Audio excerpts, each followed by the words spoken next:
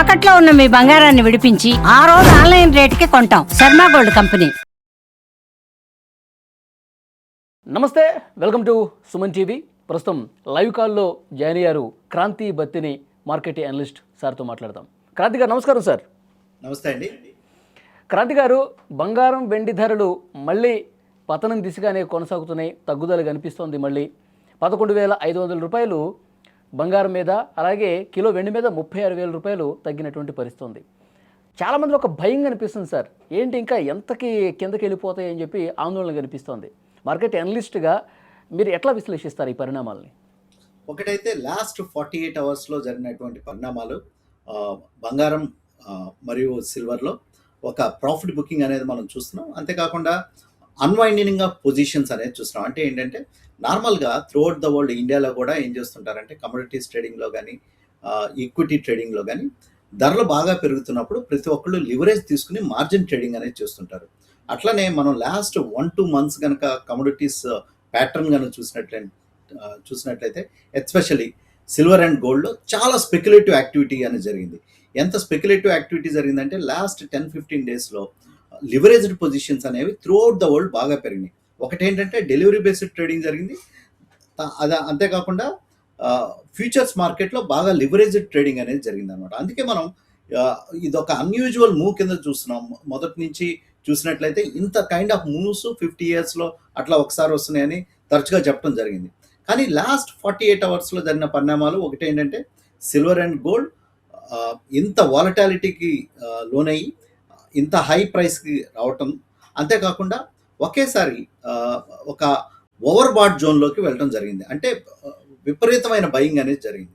దాని తర్వాత లాస్ట్ 48 అవర్స్లో మనం లాస్ట్ సిల్వర్ కానీ గోల్డ్ కానీ లాస్ట్ స్పైక్ కనుక చూసినట్లయితే జియో పొలిటికల్ ఇష్యూస్, అది యుఎస్ వార్షిప్స్ టువర్డ్స్ ఇరాన్ దిశగా వెళ్తున్నాయి అనేటువంటి న్యూస్తో మనకి సిల్వర్ అండ్ గోల్డ్లో లాస్ట్ స్పైక్ అనేది చూసాం. దాని తర్వాత జియో పొలిటికల్ ఎన్విరాన్మెంట్ అనేది మారింది లాస్ట్ 48 అవర్స్లో కనుక చూసినట్లయితే.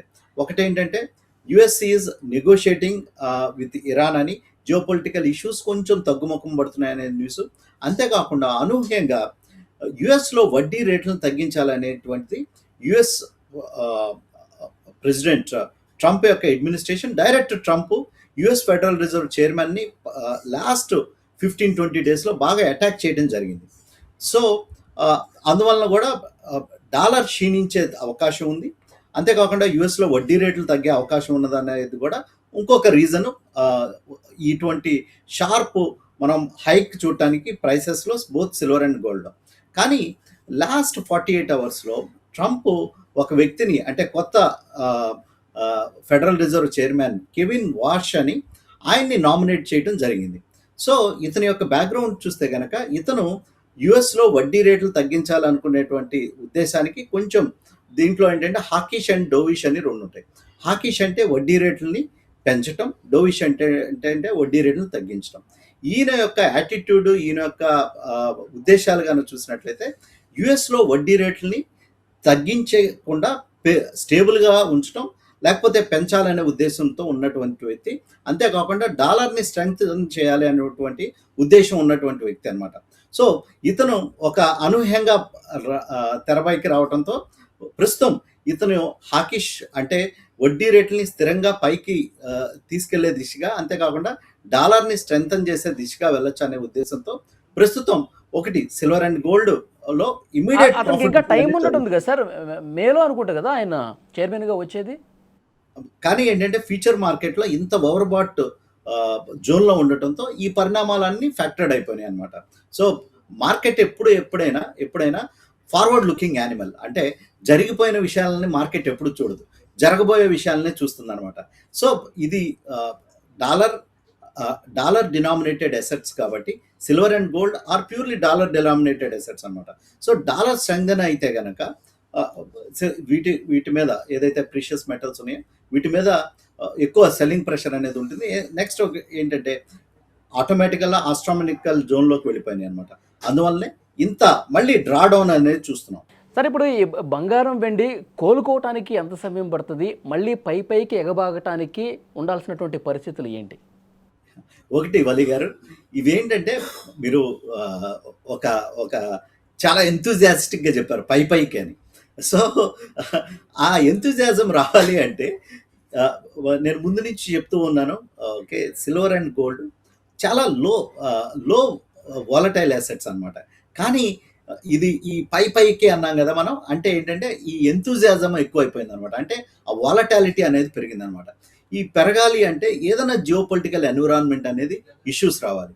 సో ఆ జియో పొలిటికల్ ఎన్విరాన్మెంట్ గనక మళ్ళీ ఏదైనా ఫ్రెజైల్ ఒక ఊహాజనితమైనటువంటి ప్రశ్న, ట్రంప్ గనక ఇరాన్ మీద దాడికి తెగబడితే ఆ వార్షిప్స్ అనేవి చాలా దగ్గరగా ఉన్నాయి ఇరాన్కి. ఖమేనీ కూడా చాలా స్పష్టంగా ఒక హెచ్చరిక చేసినట్టుగా తెలుస్తుంది. 2 రోజుల్లో ఒక క్లారిటీ వస్తుంది తెలుస్తుంది. ఒకవేళ అమెరికా సాహసోపేతమైన నిర్ణయం తీసుకొని ఇరాన్ మీద దాడి చేసి ఏదో ఒక షిప్తో కొట్టేశాడు అనుకోండి, అప్పుడేంటి సిచ్యువేషన్? అలా జరిగితే ఏంటి సిచ్యువేషన్? డెఫినెట్గా అటువంటి సిచ్యువేషన్లో ఈ సేఫ్ హెవెన్ అంటే ఇప్పుడు, sorry to use this word, ఇప్పుడైతే నేను గోల్డ్ని సిల్వర్ని సేఫ్ హెవెన్ అని అనలేము. ఎందుకంటే ప్రస్తుతం ఉన్నటువంటి సిచ్యువేషన్లో ఇంత వాలటాలిటీలో వీటిని సేఫ్ హెవెన్స్ అని అనలేము. సేఫ్ హెవెన్ అంటే ఏంటంటే దాంట్లో డబ్బులు పెట్టినప్పుడు ఆ చాలా తగ్గి ఆ వాలటాలిటీ అనేది తక్కువగా ఉండటం జరగాలన్నమాట. ప్రస్తుతం సేఫ్ హెవెన్ అనే వర్డ్ సిల్వర్ అండ్ గోల్డ్కి ప్రస్తుత పరిణామాల దృష్ట్యా వాడకూడదు. మనం ఎందుకంటే లాస్ట్ 5 days బ్యాక్ ఎవరన్నా సిల్వర్ అండ్ గోల్డ్లో పీక్లో ఇన్వెస్ట్ చేసిన ఇన్వెస్టర్స్కి 30-40%, సిల్వర్లో అయితే ఇంకా ఎక్కువ మనం డ్రా డౌన్స్ అనేవి చూసాం అనమాట. సో ఈ జియో పొలిటికల్ వరీస్ కనుక పెరిగితే కనుక మీరు చెప్పినట్లే మళ్ళీ ఒక రివర్సల్ అనేది చూడడానికి అవకాశం ఉంది. లేదు, ఈ జియో పొలిటికల్ వరీస్ సద్దుమణిగిని, ఈ జియో పొలిటికల్ ఇష్యూస్ చాలా కూల్గా ఉంటే కనుక సిల్వర్ అండ్ గోల్డ్ ఒక లాంగ్ కన్సాలిడేషన్లోకి వెళ్తాయి. అంటే ధరలు తగ్గకపోయినా ధరలు పెరగకుండా అట్లనే లాంగ్ కన్సాలిడేషన్స్లోకి వెళ్ళటానికి అవకాశం ఉంది. కానీ రోజు రోజుకి తగ్గుతున్నాయి. కొంచెం ఏదో సెటిల్ అవుతుందని చెప్పేసి ఆశతో ఉన్నా కానీ ఎంతో కొంత తగ్గుదల అయితే చాలా స్పష్టంగా కనిపిస్తుంది. అంటే మళ్ళీ 120 దగ్గరకో 130 దగ్గరకు వెళ్ళి సెటిల్ అవుతుంది అని ఒక చర్చ కూడా వినిపిస్తుంది. వలి గారు, ఒకటి మనం చూసినట్లయితే కనుక మనం ఒకటి ఎక్కడి నుంచి తగ్గినాయో చూస్తున్నాం, కానీ ఎక్కడి నుంచి పెరిగిందో చూడట్లేదు. మనం లాస్ట్ 2 years కనుక చూసినట్లయితే ఆల్మోస్ట్ ఆల్ ఏ రేట్ నుంచి పెరిగినాయో చూడండి సిల్వర్ అండ్ గోల్డ్. సో అందువలన ఇంకా ముందు ఇన్వెస్ట్ చేసిన ఇన్వెస్టర్స్ ఇంకా they are sitting on profits only. Okay, నేను సిల్వర్లో యాజ్ ఎ డిస్క్లోజర్ సిల్వర్లో లాస్ట్ 2-3 years నుంచి ఇన్వెస్ట్ చేస్తున్నాను. But I'm not a trader. Okay, ఇవన్నీ ఏంటంటే లాంగ్ టర్మ్ అసెట్స్ కింద ఒక పోర్ట్ఫోలియోలోగా ఎలొకేషన్ కోసం ఇవ్వటం జరిగిందనమాట. సో నార్మల్గా ఒక అసెట్ లాంగ్ టర్మ్ ఇన్వెస్ట్ చేసేటప్పుడు I'm not excited when silver 4 లక్షల పైన ఉన్నప్పుడు కూడా ఎక్సైట్ అవ్వలేదు. ఈరోజు తగ్గిన పెద్ద బాధ ఏం లేదు, తగ్గిన బాధ ఏం లేదు. ఎక్కడ 4,25,000 సార్, ఎక్కడ 2,50,000? ఎస్, మీరు చెప్పింది చాలా కరెక్ట్. ఓకే, 50% పైన కరెక్ట్ అవటం చూస్తున్నాం అనమాట. కానీ ఏంటంటే ఒక లాంగ్ టర్మ్ అప్రోచ్, ఇంత వాలటాలిటీ ఉన్నప్పుడే ఎక్స్పెక్ట్ చేయాలి. ఇటువంటి ఏంటంటే అన్యూజువల్ మూవ్ వలి గారు. ఎప్పుడు మీరు హిస్టారికల్ చార్ట్స్ కనుక చూస్తే ఇంత స్పైక్స్ గోల్డ్ అండ్ సిల్వర్లో ఎప్పుడు కనపడలేదు. నేను మన ప్రీవియస్ ఇంట్రాక్షన్లో కూడా చెప్పాను, 50 years తర్వాత ఇంత వాలటాలిటీ అనేది కనపడుతుంది అనమాట. So very unusual moves. Last time ఇటువంటి అన్యూజువల్ మూవ్స్ ఎప్పుడు వచ్చినాయి అంటే ఒకటి 1920s 1918 ఆ టైంలో రావటం అన్యూజువల్ మూవ్స్ మనం చూస్తున్నాం అనమాట. సో దాని తర్వాత లాస్ట్ 50 yearsలో ఇప్పుడు మళ్ళీ అన్యూజువల్ మూవ్స్ అనేవి చూడటం జరుగుతుంది. సో దీనికి తగ్గుతున్నాయి కాబట్టి సార్, కొనాలి అనుకున్న వాళ్ళకి ఫైనల్గా చెప్పండి, కొనాలి దాని మీద ఇన్వెస్ట్ చేయడం కోసము, లేకపోతే ఏదైనా బంగారం తీసుకోవాలనుకుంటే ఈజ్ ఇట్ రైట్ టైం? ఇంత కరెక్షన్ వచ్చిన తర్వాత స్లోగా తీసుకోవడం మంచిది. ఎందుకంటే nobody knows the exact bottom exact top in the market. So అందువల్ల ఈ టైంలో కొనాలి అనుకుంటే ఒక 100 rupees ఫర్ ఎగ్జాంపుల్ ఇన్వెస్ట్ చేయాలంటే ఒక 10%తో స్టార్ట్ బయింగ్ చేయడం స్టార్ట్ చేయొచ్చు. ఎందుకంటే ఇంత డ్రా డౌన్ వచ్చిన తర్వాత మార్కెట్స్లో ఎక్కడో చోట స్టెబిలిటీ అనేది వస్తుంది. ఇప్పుడే మార్జిన్ ట్రేడింగ్ పొజిషన్స్ అన్నీ క్లియర్ అవుతున్నాయి. సో ఈ మార్జిన్ ట్రేడింగ్ పొజిషన్స్ అంతా క్లియర్ అయితే ఫ్రెష్ మనీ అనేది రావడానికి అయితే అవకాశం ఉంది. లాంగ్ టర్మ్ ఇన్వెస్టర్సే మళ్ళీ నేను ఒక వారం రోజుల్లో 10 రోజుల్లో మళ్ళీ ప్రీవియస్ హైకి వస్తుంది అనే ఇన్వెస్టర్స్, అటువంటి ట్రేడింగ్ స్పెక్యులేషన్ చేసేవాళ్ళు జాగ్రత్తగా ఉండాలి. లేదు, లాంగ్ టర్మ్లో గోల్డ్ కొనాలి, సిల్వర్ కొనాలని ఇన్వెస్టర్స్ స్లోగా అక్యుములేట్ చేసుకోవటం ఈ ప్రైస్లో మంచిదే. చాలా బాగా విశ్లేషించారు సార్.